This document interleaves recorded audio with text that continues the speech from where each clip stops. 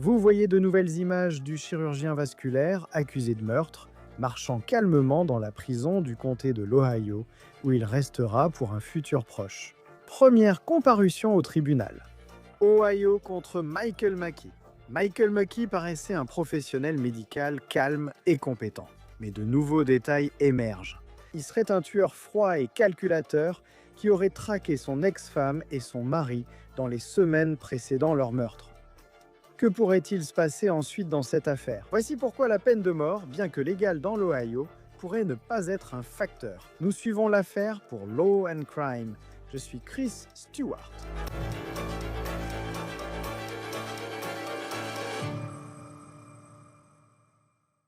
Salut à tous! Un mot avant cet épisode de On the Case. Nous voulons vous informer des dernières actualités de faits divers. Mais quand il s'agit de rester informé des actualités dans le monde entier, cela peut être vraiment difficile avec les préoccupations concernant le parti pris des médias de nos jours. Je veux dire, qui sait quoi croire? Et je veux vous présenter notre sponsor aujourd'hui. Straight Arrow News est une plateforme d'actualité personnalisée proposant un journalisme factuel pour informer et instaurer la confiance. Ils ont cet outil Mediamis qui vous montre des titres que vous ne voyez pas dans les médias traditionnels. Il fournit des commentaires utiles qui vont au-delà du sensationnalisme. Leur site et application identifient les biais médiatiques et regroupent les sources par orientation politique pour plus de transparence. Donc si vous êtes prêt pour une meilleure façon de vous informer, rendez-vous sur sandcom/OTC ou cliquez simplement sur le lien dans ma description. Straight Arrow News, sans sensationnalisme, des faits fiables, un journalisme digne de confiance. Michael Mackey était un chirurgien respecté, du moins il semblait l'être, une personne intelligente qui avait toujours fait les choses correctement, mais maintenant il est accusé d'être un meurtrier. En apparence, nous parlons de quelqu'un qui est un professionnel de la santé respecté. Mais les accusations auxquelles il fait face pourraient signifier qu'il ne vivra plus jamais en homme libre. Pourtant, chaque fois que nous le voyons, il reste calme, sans émotion. Nous le voyons encore. Nouvelle vidéo montrant Moki entrant dans la prison du comté de Franklin, Ohio. C'est là qu'il se trouve depuis son retour dans l'Ohio pour faire face aux accusations des meurtres de Spencer et Monique TP le 30 décembre. Mackey a été arrêté dans un Chick-fil-A à Rockford, près de l'hôpital Saint-Anthony où il travaillait, à 1h30 à l'ouest de Chicago et environ 7 heures de Columbus. Et la police affirme qu'il a conduit de Rockford jusqu'au Capitole de l'Ohio pour tuer Monique Tepi et son mari, Spencer Tepi. Maintenant, je vais approfondir cette nouvelle vidéo et ce que nous pouvons en tirer dans un instant. Et nous parlerons aussi de la possibilité que Mackey fasse face à d'autres accusations dans un instant. Pour l'instant, il ne semble pas risquer la peine de mort. Il n'est pas non plus accusé concernant les enfants de TP, âgés de 4 ans et d'1 an, présents lors du meurtre présumé de Monique et Spencer. La vidéo montre le docteur Michael Mackey lors de sa comparution la semaine dernière devant un tribunal de l'Ohio, après son inculpation de 5 chefs d'accusation par un grand jury. À ce stade, il est accusé de 4 meurtres aggravés et d'un cambriolage aggravé. Son avocat a plaidé non coupable pour Mackey, qui est resté silencieux au tribunal. Il est apparu par vidéoconférence depuis la prison du comté. Voici le document qui montre qu'il a plaidé non coupable. Voilà. Mackey est accusé d'avoir tué Spencer et Monique TP dans les premières heures du matin du 30 décembre, la veille du réveillon du Nouvel An. Spencer, dentiste respecté, ne s'est pas présenté au travail le 30 décembre, début de cette histoire. Cela a beaucoup inquiété ses collègues, car ils affirment que Spencer aimait son travail et était très fiable. Ce qui a encore plus inquiété ses proches, c'est que ni Spencer ni Monique TP, mère au foyer des enfants TP, n'ont répondu au téléphone. Voici leur vidéo de mariage. Les TP avaient bâti une vie incroyable et semblaient en marier depuis 2020 à Ali. Les TP ont été retrouvés morts par balle le 30 décembre dans leur chambre à l'étage à Columbus. La police indique qu'aucun signe d'effraction n'a été constaté chez les TP, ce qui demeure une question majeure. Nous avons donc examiné leur passé. Au fur et à mesure que cette affaire évoluait, il est devenu très évident qu'il s'agissait d'un couple qui aimait être entouré de gens. En fait, on les décrivait comme l'âme de la fête. Ils adoraient rassembler les gens chez eux. Technicienne 107 de la police de Columbus. Oui, j'aimerais demander un contrôle de bien-être pour une personne à son domicile. Pensez simplement au nombre de personnes ayant appelé le 911 quand Spencer ne s'est pas présenté au travail ou même est allé à la maison pour chercher Spencer et Monique ce matin-là. C'est un exemple de combien ils étaient aimés. Il y a un corps, il y a un corps. Il y a un corps à l'intérieur. Yeah. D'accord, attendez une seconde. Je vous mets en ligne avec un médecin, restez en ligne. Mais en nous intéressant à qui étaient les Tépis, il y avait une partie de leur histoire passée qui a éveillé un certain soupçon. Monique avait déjà été mariée. Spencer était son deuxième mari. Elle s'était mariée environ une dizaine d'années auparavant, à la fin de la vingtaine, avec un homme nommé Michael McKee. Il était un futur médecin qui avait aussi étudié à l'Université d'État de l'Ohio. Ils se sont mariés en 2015. Nous avons déjà beaucoup évoqué ce mariage. Mais désormais, nous en savons plus sur les déclarations des policiers. D'après les allégations, ce mariage fut particulier car il fut bref et s'est vite terminé. Mais en examinant leur dossier, rien n'indiquait qu'il s'agissait d'un divorce compliqué, ou du moins pas aussi compliqué que certains divorces peuvent l'être. Dans de nombreux cas, lorsqu'on examine des divorces, les procédures peuvent s'étendre sur des années. Et il y a des allégations qui sont tout simplement accablantes. Dans ce cas, en consultant les dossiers en ligne, nous avons constaté que la procédure avait été rapide. Monique a demandé le divorce en 2017 dans l'Ohio. Elle vivait avec Michael McKee en Virginie, où il faisait sa résidence en chirurgie après leur mariage. Au moment de demander le divorce, elle était séparée de McKee depuis au moins 6 mois, vivant avec sa famille hors de Columbus, tandis que McKee restait en Virginie. 1 mois et demi après qu'elle ait demandé le divorce, ce divorce a été finalisé. C'était terminé maintenant. En surface, cela pouvait sembler à l'amiable, mais maintenant nous apprenons que ce n'était apparemment pas le cas, que ce mariage était troublant. Et même si, sur le papier, il était écrit que c'était fini, McKee n'était apparemment pas prêt à laisser tomber. Apparemment, publiquement, McKee. Il a aussi dit que ce mariage était à l'amiable. Fait surprenant, il a même suggéré être la victime selon un TikTok supprimé d'une femme, disant avoir fréquenté McKee après son divorce en 2017. Elle a dit que la relation a duré la plupart de 2018, donc juste après la finalisation du divorce. Maintenant, cette femme a publié des photos dans ce TikTok supprimé où elle est avec McKee, même lorsqu'il est allé rencontrer sa famille. Elle a dit que pour le divorce, McKee s'était présenté comme la victime. Il est rentré du travail un jour et Monique Tepe était partie, leur chien était parti, ses affaires étaient parties, c'était tout. Cette femme a aussi déclaré sur TikTok que McKee semblait gentil et la traitait bien, mais elle a mis fin à leur relation car elle ne le sentait pas vraiment et percevait une barrière. Elle a aussi dit qu'il ne voulait pas approfondir ce mariage, sauf pour cette affirmation choquante. Nous avons contacté cette femme pour lui demander un peu plus sur sa relation, mais elle ne nous a jamais répondu. À présent, parlons de ce que dit la police sur ce mariage. Cette semaine, une déclaration sous serment récemment publiée révèle les informations collectées par la police sur le mariage de Monique et Michel McKee. Le document précise qu'au début de l'enquête, des proches des Tépis ont conseillé aux détectives de la brigade criminelle de s'intéresser à Michel McKee pour ses meurtres. Des amis de Monique Tepe ont dit aux détectives que Michel McKee avait été violent et l'avait souvent menacé, pendant et après leur mariage. Écoutez cette citation. Un témoin identifiable a déclaré au détective que Monique Tepe avait partagé une accusation contre Michel McKee concernant un rapport sexuel forcé et non désiré, ainsi qu'une strangulation. Maintenant, il poursuit en disant, je cite, « Un témoin a affirmé à la police que Michel Desmekis avait dit à Monique qu'il pouvait la tuer à tout moment et qu'il la retrouverait, achèterait la maison juste à côté de la sienne et qu'elle serait toujours sa femme. À ce jour, la nature de la communication entre Monique et Maki après leur mariage reste inconnue. Selon cela, et d'après les amis qui connaissaient Monique, il y avait au moins un certain niveau de communication après que le divorce ait été prononcé. Selon l'affidavit, la menace que Maki retrouve Monique aurait dépassé de simples paroles.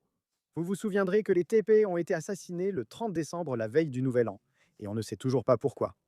Apparemment, Maki aurait décidé que c'était ce jour-là qu'il allait passer à l'acte. Un nouveau développement concerne la localisation de Maki le 6 décembre, selon la police.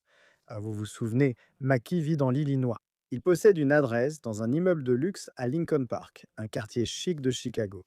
Il travaille à Rockford, à 1 heure et demie à l'ouest, dans l'Illinois. Les TP.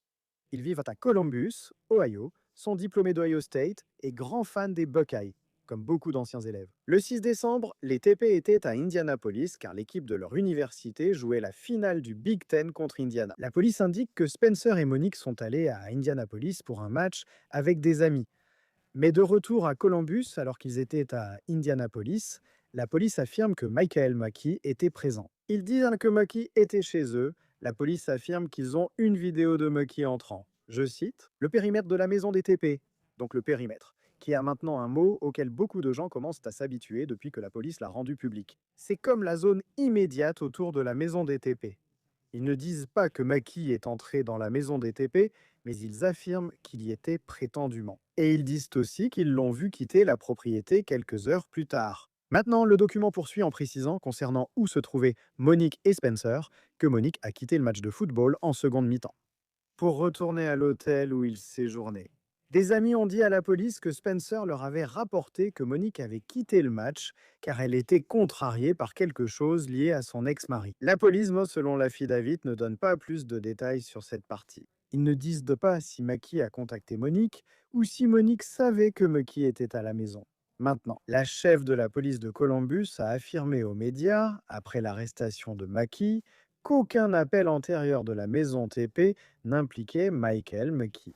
La famille a indiqué que Monique avait déjà évoqué sa violence passée. Y avait-il des preuves ou signes avant cet incident? Je peux vous assurer que nous n'avons reçu aucun signalement ni information sur un incident concernant l'ex-mari et Monique. La police a retrouvé Michael Maki grâce à de nouvelles informations et à la vidéo diffusée de la personne d'intérêt avant son arrestation. Dans les jours qui ont suivi le meurtre des TP, cette vidéo montrait un homme vêtu de vêtements sombres, marchant dans la ruelle derrière la maison des TP. Il y a des garages séparés. Il vivait dans ces maisons en rangée et il y avait une maison équipée d'une caméra Nest orientée vers la ruelle. On voit cette personne marcher dans la ruelle sans regarder la caméra. On ignore si elle savait qu'elle était filmée, mais son visage reste invisible. La police pense désormais qu'il s'agit de Michael Maki la nuit du meurtre de Spencer et Monique. La police déclare avoir suivi Maki, un SUV argenté arrivé près de la maison des TP avant leur mort, puis reparti peu après. La police affirme que le véhicule possède des caractéristiques permettant aux enquêteurs de l'identifier comme celui de Maki. En plus, c'était un développement très intéressant. Selon la déclaration sous serment publiée, Maki aurait volé des plaques d'immatriculation de l'Ohio et de l'Arizona sur ce véhicule. Et elles ont été affichées à différents moments. Ils ajoutent qu'ils ont découvert que le véhicule était associé à son adresse professionnelle dans l'Illinois, ainsi qu'à une ancienne adresse où il avait vécu. Maintenant, en ce qui concerne l'endroit où Maki est allé après la Virginie, nous savons qu'il a fait une sorte de bourse dans le Maryland. Il avait également des licences actives en tant que chirurgien dans l'Illinois et en Californie, et à un moment donné, il détenait une licence chirurgicale active au Nevada, car il vivait à Las Vegas et y a travaillé un temps pour un groupe de chirurgiens. Nous le savons car il est cité dans ce procès pour faute professionnelle, accusé de mauvaise formation d'un employé. Un employé qui a posé un cathéter à un patient, et ensuite, apparemment, ce cathéter, ou du moins une partie de celui-ci, a été laissé à l'intérieur de ce patient. Aussi grave que cela semble, aucun chirurgien ne souhaite être impliqué dans un procès pour faute professionnelle. La partie vraiment liée à cette enquête et à Michael Maki, c'est celle du procès. La société chargée de remettre les documents à Michael Maki a tenté sans succès de le trouver à 9 reprises, ainsi que le groupe chirurgical où il travaillait. Au-delà de cela, lorsque la société qui essayait de lui remettre les documents a contacté le groupe, ils ont dit qu'ils n'avaient aucune idée d'où se trouvait Maki. Et cela, c'était environ 3 mois avant les meurtres des TP. L'avocat ayant porté plainte a déclaré à WSIX-TV et à Columbus qu'ils n'ont pas trouvé Maki et que l'adresse indiquée comme son lieu de travail était fausse. Plus récemment, Maki a travaillé pour cet hôpital à Rockford, dans l'Illinois. Et cet hôpital aurait coopéré avec les enquêteurs. On ignore s'il connaissait la plainte pour faute professionnelle le concernant, ni quelles vérifications ont été faites sur son passé avant son embauche à l'hôpital de Rockford, dans l'Illinois. Mais la police affirme que, le soir du match du championnat Big Ten, le 6 décembre, Maki n'était pas prévu pour travailler. La police précise également que le 9 janvier, c'est le jour où Maki a été arrêté. Ils ont saisi son SUV argenté sur le parking de l'hôpital de Rockford et ils affirment que la voiture de Maki avait une plaque temporaire de l'Arizona avant les meurtres. Quand ils retrouvent sa voiture sur le parking de l'hôpital Saint-Anthony à Rockford, dans l'Illinois, écoutez cette citation. Les détectives ont noté des traces récentes sur la vitre où l'autocollant était avant les homicides, affirmant qu'il avait été retiré précipitamment. La police indique également que, le jour où les TP ont été tués, le téléphone de Maki a été laissé à son travail et qu'il n'a montré aucune activité pendant 17 heures. Après son arrestation, l'appartement de Maki à Chicago a été perquisitionné. La police dit y avoir trouvé plusieurs armes, dont une apparemment liée à la scène du crime. Donc même si nous apprenons beaucoup de choses dans cette déclaration sous serment qui a été publiée, il n'est toujours pas clair comment Maki serait entré dans la maison des TP. Vous vous souvenez? La police a dit qu'il n'y avait aucun signe d'effraction. Voici de nouveau la vidéo de Maki après avoir renoncé à son extradition de l'Illinois et à son arrivée à la prison du comté de Franklin, Ohio, où on le voit. Il entre calmement, les mains menottées. Dans la prison, il porte une veste, il semble qu'il porte des vêtements civils, il se change pour mettre la tenue de la prison, des sandales, et il ne montre vraiment aucune émotion. Il obéit aux forces de l'ordre et coopère alors qu'il fait face à de graves accusations dans l'État de l'Ohio. Rappelez-vous, les enfants de Tape et leurs chiens étaient dans la maison quand ils auraient été tués. Ils n'avaient que 4 et 1 an. En réécoutant les appels au 911, on entend un ami signaler les pleurs des enfants dans la maison.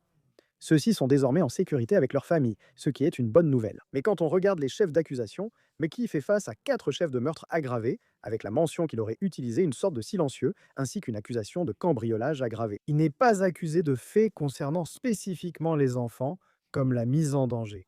Nous allons en discuter davantage dans un instant. Il est également important de noter que l'Ohio est un État où la peine de mort est en vigueur.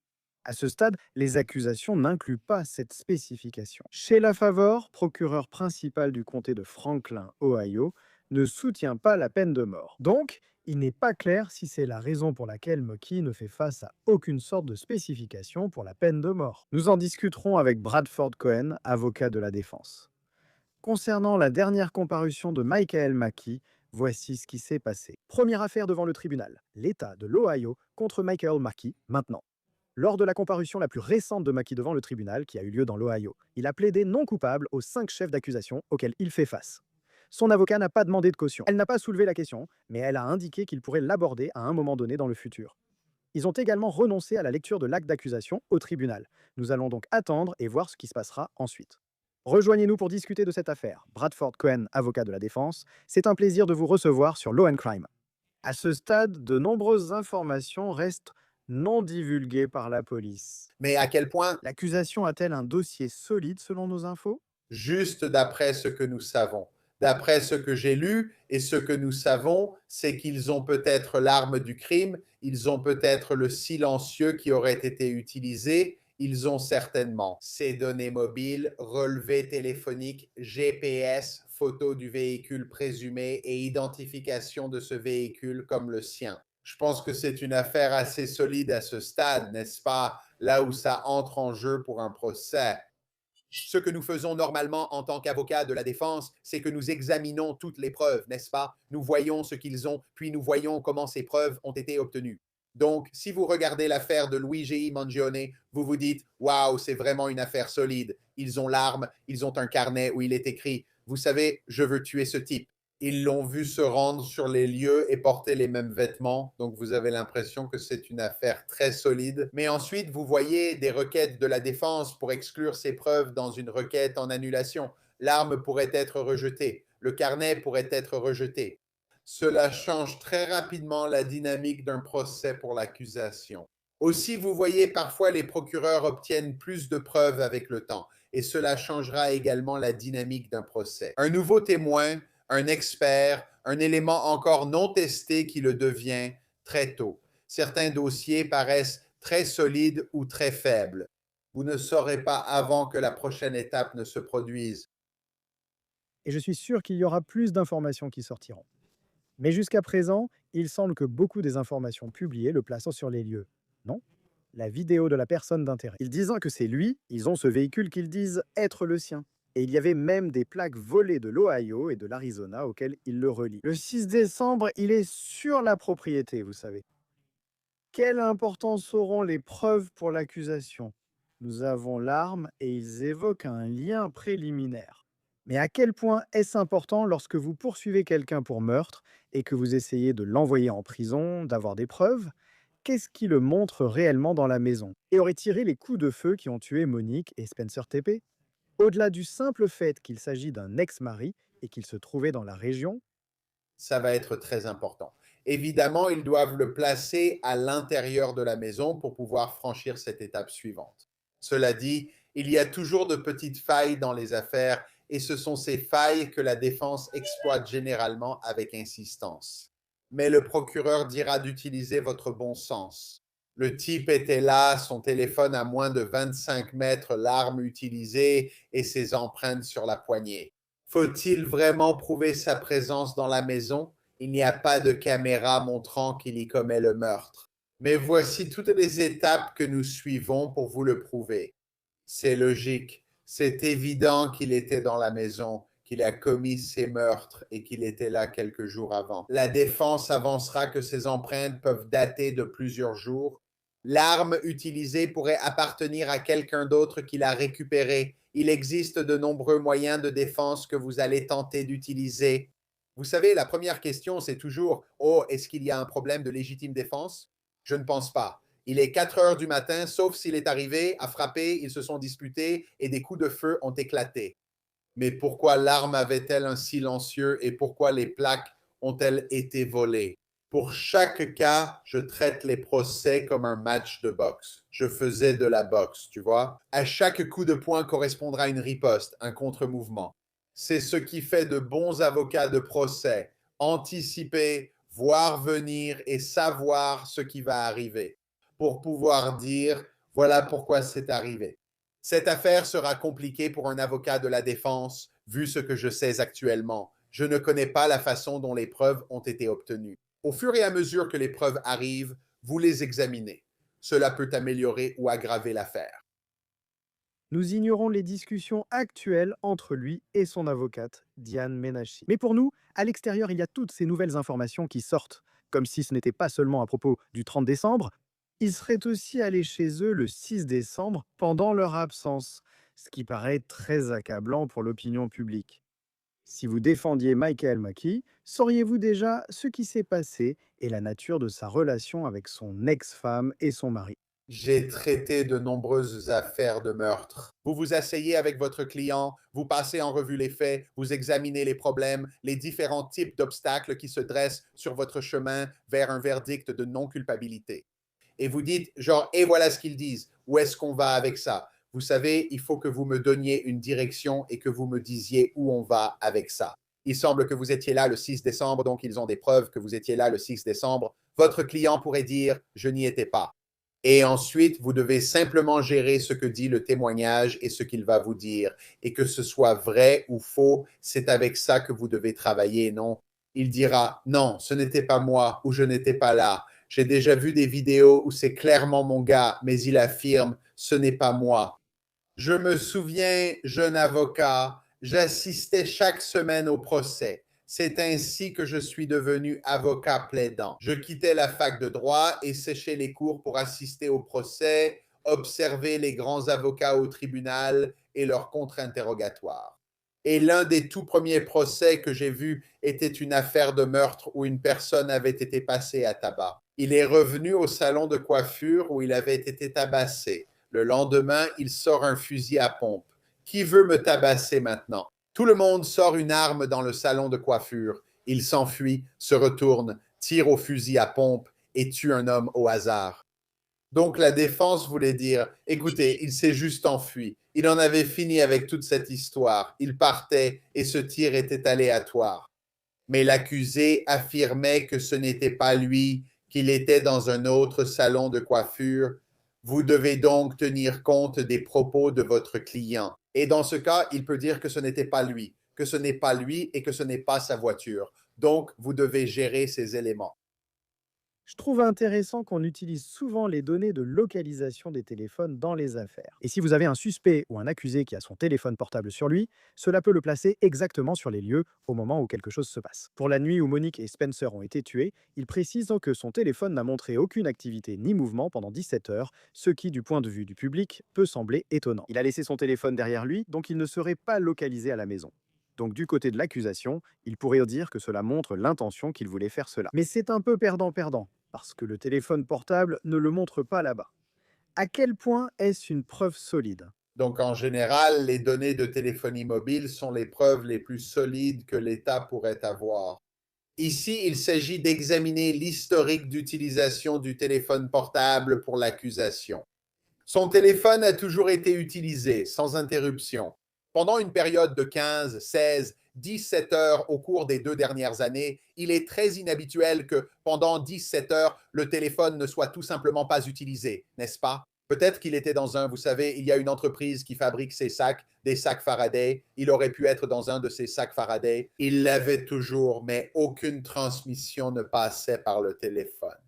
L'accusation dira cela. La défense répondra. Son téléphone s'est éteint. Il ne l'a pas utilisé. Il l'a laissé là. Il est allé dormir à la salle de sport ou autre chose.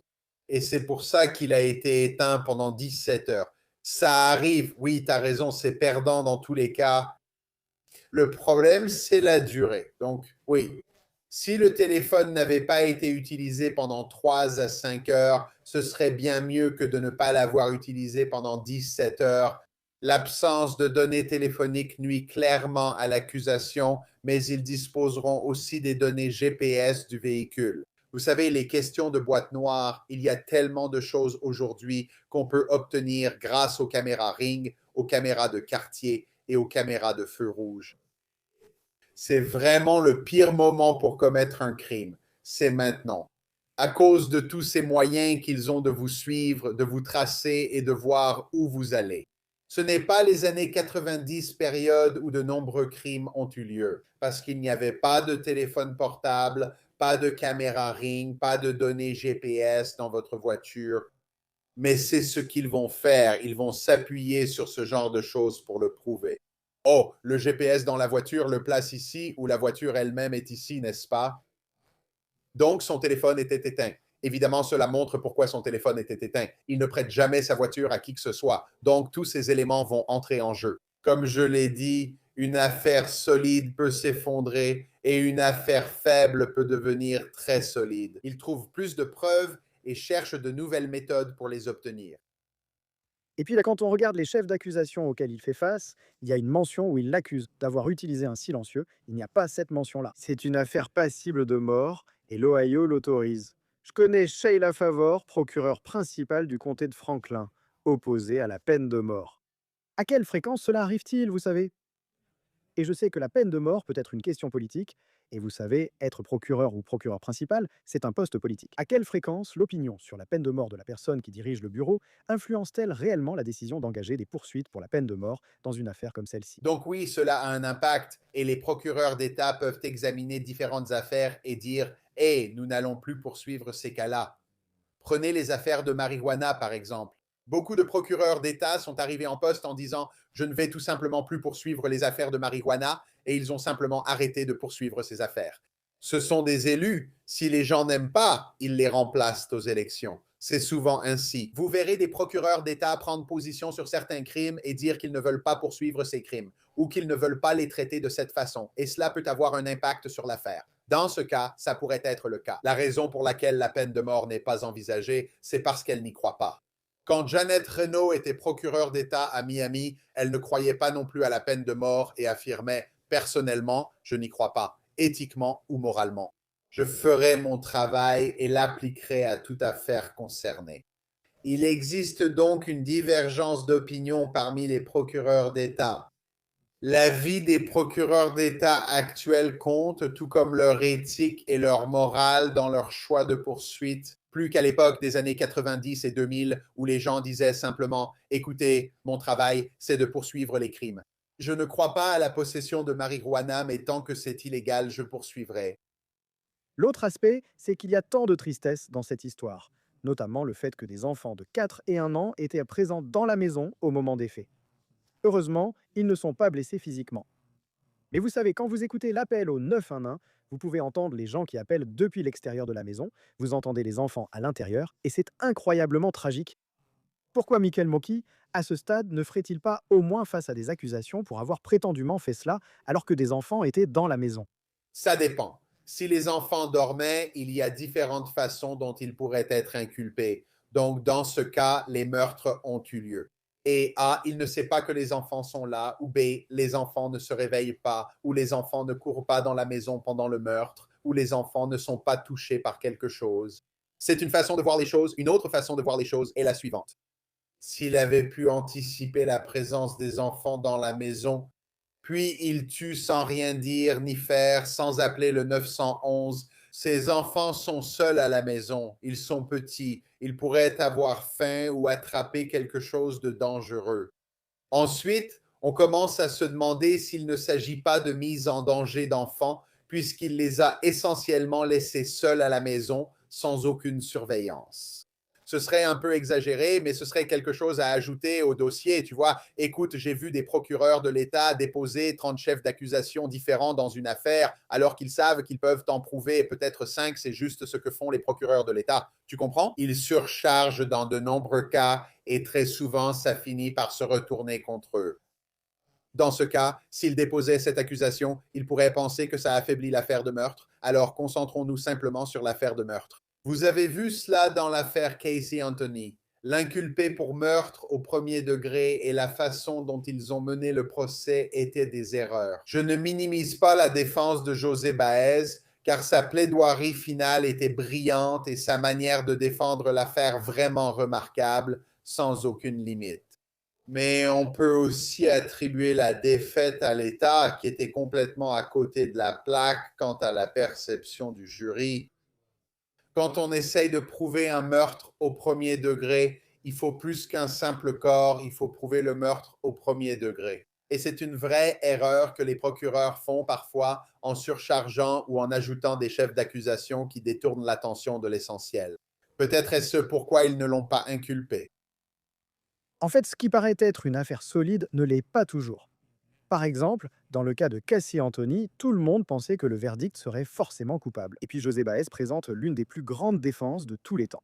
Et pour être clair, j'ai toujours dit à propos de Casey Anthony qu'il n'allait pas la déclarer coupable de meurtre au premier degré. Ce n'était pas une affaire de meurtre au premier degré. Quand ils ont annoncé l'absence d'accusation moindre, j'ai répété que le verdict serait non coupable. D'ailleurs, Nancy Grace me l'a confirmé. Elle disait que j'étais fou et que je n'aurais pas dû avancer cet argument. Après le verdict de non-culpabilité, je le lui ai souvent rappelé.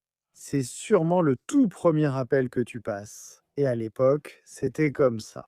Et après ça, elle ne m'a plus jamais invité dans l'émission. Je parie que dans ce cas, parce que si ce n'est pas une affaire passible de la peine de mort. J'ai l'impression que dans certaines défenses, où tout semble jouer d'avance contre quelqu'un, pour un avocat pénaliste, la victoire, c'est de garder son client en vie. Si l'affaire n'est pas passible de mort et que le dossier de l'État reste solide malgré de nouvelles informations, alors un verdict de non-culpabilité serait une grande victoire et un bouleversement. Quel est l'objectif si vous êtes un avocat pénaliste et que vous abordez une affaire? Si cela s'avère être un dossier incroyablement solide et que la peine de mort n'est pas envisagée. Eh bien, je veux dire, tout ce qui est moins que le meurtre au premier degré, non? Donc, c'est comme, vous savez, si la peine de mort n'est pas envisagée et que l'offre, c'est la perpétuité, alors il y a moins de pression sur l'avocat de la défense, car l'offre est la perpétuité. Puisqu'il faut aller au procès, autant le tenter. Le meilleur scénario, vous savez, le pire scénario, c'est que vous prenez la perpétuité, n'est-ce pas? Et c'est justement ce qu'on propose, la perpétuité. Le meilleur scénario est une condamnation pour meurtre au second degré ou homicide involontaire, où l'on peut dire que ce n'était pas prémédité. Il y est allé, puis quelque chose a éclaté, et c'est arrivé ainsi. J'ai eu une affaire de meurtre à San Francisco, poursuivie pour meurtre au premier degré, finalement requalifiée en second degré. C'est une victoire parce que, vous savez, ils insistaient pour que ce soit un meurtre au premier degré. C'était une personne très en vue qui a été tuée. Vous savez, nous n'avons pas eu un procès équitable. Je ne pense pas que nous ayons eu un procès équitable à San Francisco, mais ça, c'est encore une autre histoire. Pour résumer, il y a eu un meurtre au second degré malgré tout ce qui s'est passé et des preuves inadmissibles ont été acceptées. C'est une victoire. Au lieu de la perpétuité, tu peux demander une libération conditionnelle après 15 ans. Tout cela, ce sont des victoires. Pour les meurtres au premier degré, l'offre est la perpétuité. Si c'était un homicide involontaire ou un meurtre au second degré. La pression augmente sur l'avocat de la défense.